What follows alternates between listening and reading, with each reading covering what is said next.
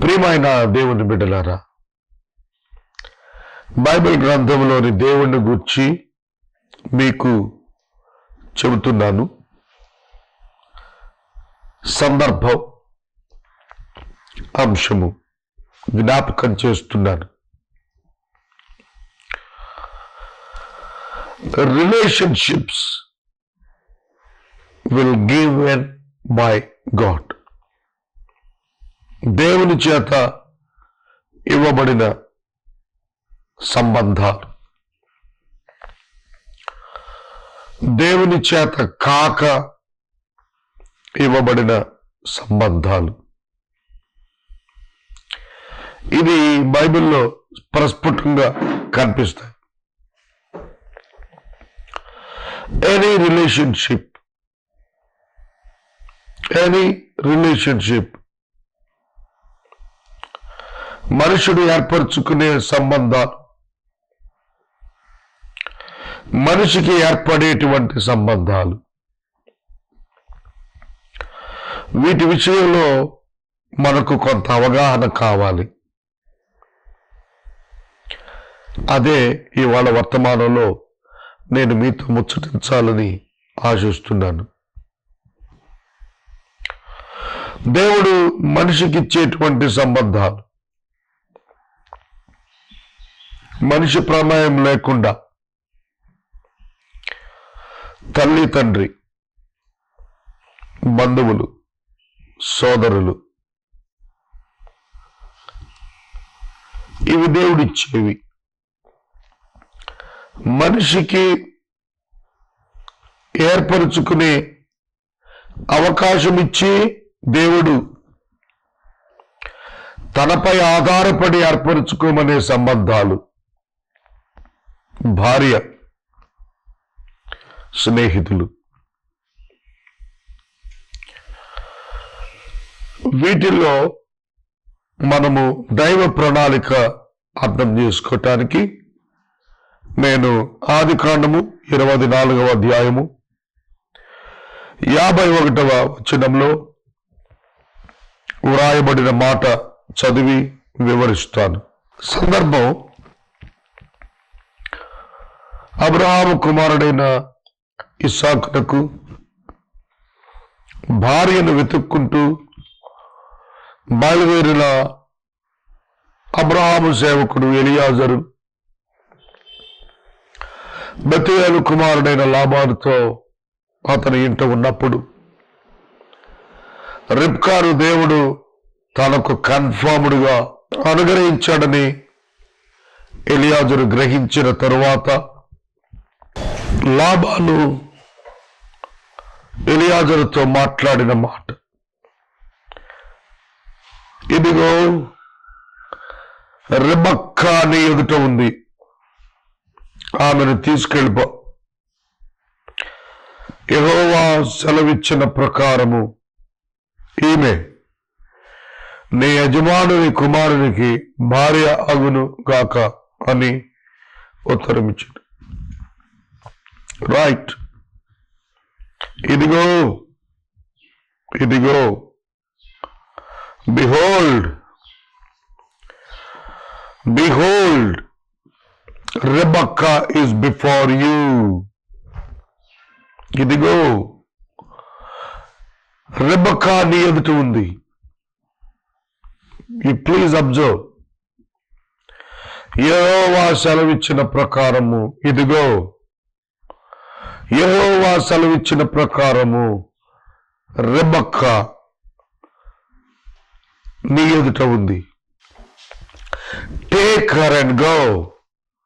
తీసుకుని వెళ్ళు, నీ యజమానుని కుమారునికి భార్య కావాలని యెహోవా సెలవిచ్చాడు, అది జరుగుతుంది, తీసుకెళ్ళు అన్నాడు. The relationship between Rebekah and Isaac is ordained by God. దేవుని చేత సెలవివ్వబడిన సంబంధము. సోదరుడా, సోదరి, people around this relationship understood the will of God in it. దేవుని చిత్తమును ఆ మనుషులు గ్రహించారు. వాక్యం వింటున్న మీకు నేను మనవి చేస్తున్నా, ఎలా గ్రహించారు? దేవుడు ఏమన్నా చెవిలో చెప్పాడా? ఏం చెప్పలేదే. ఇదిగో ఈవిడ పేరు రెబెకా, ఈమె పలానా ప్రాంతంలో ఉంది, నువ్వు వెళ్ళు, నీకు ఇస్తాడు, తెచ్చుకో అని చెప్పాడా? అబ్రహాముకు రెబెకా తెలియదు, ఎలియాజరుకు రెబెకా తెలియదు, ఇస్సాకుకు రెబెకా అంతకంటే తెలియదు. గుర్తుపెట్టుకోండి, రెబెకాకు ఇస్సాకు తెలియదు, లాబానుకి అబ్రహాము తెలియదు. వినుంటారు అంతే. కానీ వీళ్ళంతా దేవుడికి తెలుసు. దేవుడు సెలవిచ్చాడు. The relationship between wife and husband, భార్య భర్తల మధ్య సంబంధం యెహోవా సెలవిచ్చిన వ్యక్తుల ద్వారా సమకూడినప్పుడు వారి జీవితం భిన్నంగా ఉంటుంది. కారణం, నా ప్రయాణము యెహోవా సఫలము చేసెను. The Lord has proposed and prospered my way. Since the Lord has prospered my way, సఫలము చేసెను అనే పదం ప్రాస్పరిటీ అంటే అభివృద్ధి, డెవలప్మెంట్. నా దేవుడు తాను నన్ను పంపిన పని నెరవేర్చాడు, కంప్లీట్ చేశాడు, వృద్ధిలోనికి తెచ్చాడు. అంటే అర్థమేమైంది? ప్రాస్పరిటీ అనేది, ప్రాస్పర్ అనే పదం అంచెలు అంచెలుగా పొందిన దానికి వాడతాము. ఒక సూచన, మరొక సూచన, ఇంకొక సూచన. ఎలియాజరు అనుకున్నాడు, ఏ స్త్రీ, ఏ కన్యక నాకు నీళ్లు చేది పోస్తానంటుందో ఆమె అని. అలాగే ఆమె చేసింది. ఆమె ఎలియాజరు ఊహించిన అతని మనసులోని యజమానురాలు యొక్క ప్రతిరూపం ఆమె వ్యక్తిత్వంలో కనబడుతూ వచ్చింది. అంతే. స్టెప్ బై స్టెప్ కన్ఫర్మేషన్కి వచ్చేశాడు ఎలియాజరు. సఫలం చేసేశాడు. బంధువుల ఇంటికి వెళ్ళాలి అని అబ్రహాం చెప్పాడు. అది బంధువుల ఇల్లు అవుతుంది అని, ఆమె బంధువుల అమ్మాయే అవుతుందని ఎలియాజరు అనుకోలేదు కదా. But God led him in a right way. దేవుడు సరైన మార్గంలోనే నడిపించాడు. అది గ్రహించారు. రిలేషన్షిప్, ఎస్టాబ్లిషింగ్ ఎ రిలేషన్షిప్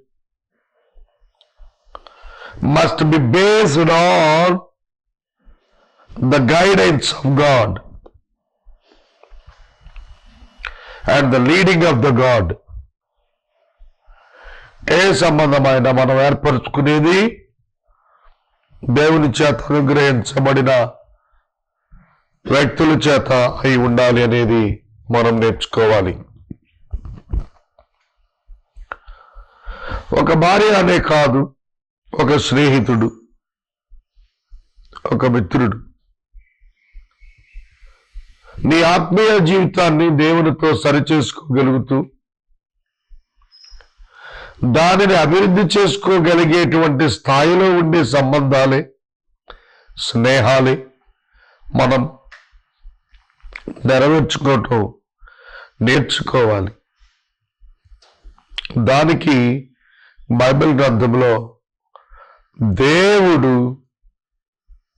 తాను పంపిన పని సఫలం చేశాడని, దేవుడు సెలవిచ్చిన ప్రకారం ఆమె ఇస్సాకునకు భార్య అవుతుందని, ఇది దేవుని చేత ఏర్పాటు చేయబడినది అని, యెహోవా వలన కలిగిన కార్యము గనుక మనుషులు చెప్పడానికి ఏమీ లేదని వాళ్ళు గుర్తిరిగారు. దేవుడు తాను ప్రణాళిక చేసిన వ్యక్తులను తాను స్వయంగా దగ్గరకు చేరుస్తాడు. మరొక మాట భార్య గురించి చూచాం. దేవుడు తన ప్రణాళిక నెరవేర్పులో మోషేకు అన్న అహరోనును సహాయముగా ఇచ్చాడు. హోరేబు పర్వతం దగ్గర దేవుడు మోషేతో మాట్లాడుతూ ఐగుప్తులోని ఫరో యొద్దకు వెళ్ళమన్నప్పుడు నేను వెళ్ళలేనన్నాడు, మాట్లాడలేనన్నాడు మోషే. నాకు నోటి మాంద్యం ఉంది అన్నాడు. దేవుడు అతనిని గద్దించి, నీ అన్న అహరోను నీ మాట అతనికి చెబుతాడు, నీకు అతడు నోరుగా ఉంటాడు, నువ్వు అతనికి దేవునిగా ఉంటావు, వెళ్ళు అన్నాడు. చాలా మంది అన్నదమ్ములు ఉంటారు, కానీ దైవ ప్రణాళిక నెరవేర్చుటలో ఈ అన్నదమ్ముల కలయిక దేవుడు ఏర్పాటు చేశాడు. అది ఆశ్చర్యం. అహరోను మోషేతో కలిసి ఇంచుమించు 40 సంవత్సరాలు ఇజ్రాయేలు జనాంగాన్ని నడిపించడంలో తోడుగా నిలిచాడు. It is a relationship given by God అనేది మనకు అర్థమవుతోంది. ప్రణాళిక కలిగి దేవుడు సంబంధాలను ఇస్తున్నాడు. దేవుని పరిచర్యలో, దైవ చిత్తం నెరవేర్చుటలో అహరోను అన్నగా, మోషే తమ్మునిగా ఉన్నప్పటికీ మోషే మాట వినటానికి అహరోను 40 సంవత్సరాలు ఒప్పుకున్నాడు. ఎక్కడైనా అన్నమాట తమ్ముడు వినాలి అంటాం. పెద్దాడు చెబుతున్నాడు, చిన్నవాడు వినాలి. కానీ ఇక్కడ 40 ఏండ్లు చిన్నాడు చెప్పాడు, పెద్దవాడు విన్నాడు. పెద్దవాడు చిన్నవాడికి దాసుడేం కాదు ఇక్కడ. కానీ దేవుడు సబార్డినేట్గా ఉండమంటే అన్న అయినా కూడా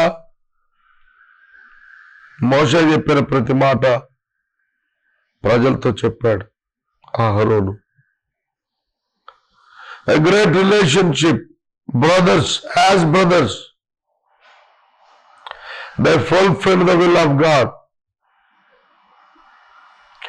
As wife and husband, Rebecca and Isaac, they fulfill the will of God. My friends, గుర్తెరగండి, దేవుడు ఇచ్చిన అన్నదమ్ములు, దేవుడిచ్చిన భార్య బిడ్డలు, దేవుడిచ్చిన తల్లిదండ్రులు,